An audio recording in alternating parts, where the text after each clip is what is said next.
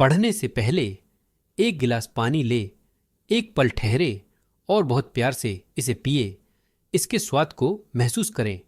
एक लंबी गहरी श्वास लें। पढ़ना जारी रखें।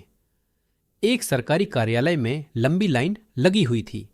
खिड़की पर जो क्लर्क बैठा हुआ था वह बहुत ही तेज मिजाज का था और सभी से उच्च स्वर में बात कर रहा था।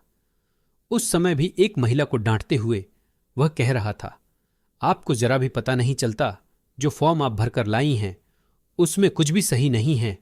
सरकार ने फॉर्म फ्री कर रखा है तो कुछ भी भर दो। जेब का पैसा लगता तो 10 लोगों से पूछकर भरती आप। एक व्यक्ति पंक्ति में पीछे खड़ा काफी देर से यह देख रहा था।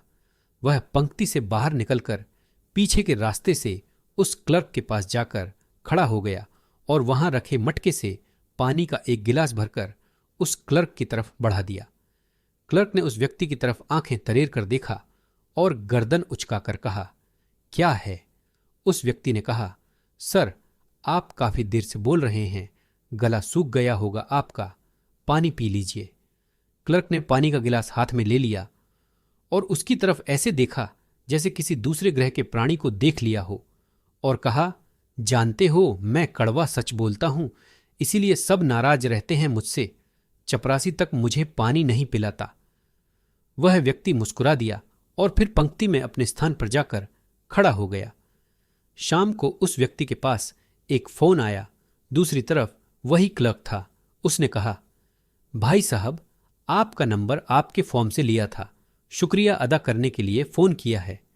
मेरी मां और पत्नी में बिल्कुल नहीं बनती। आज भी जब मैं घर पहुंचा तो दोनों बहस कर रही थीं, लेकिन आपका गुरुमंत्र काम आ गया। वह व्यक्ति चौंका और कहा, जी गुरुमंत्र? जी हां, मैंने एक गिलास पानी अपनी मां को दिया और दूसरा गिलास अपनी पत्नी को और यह कहा कि गला सूख रहा होगा, पानी पी लो। बस फिर हम तीनों हंसते खेलते बातें कर रहे हैं। अब भाई साहब, आज खाने पर आप हमारे घर आ जाइए। मैं जानना चाहता हूं, आपके दिए एक गिलास पानी में इतना जादू है तो आपके साथ खाना खाने से कितना जादू होगा।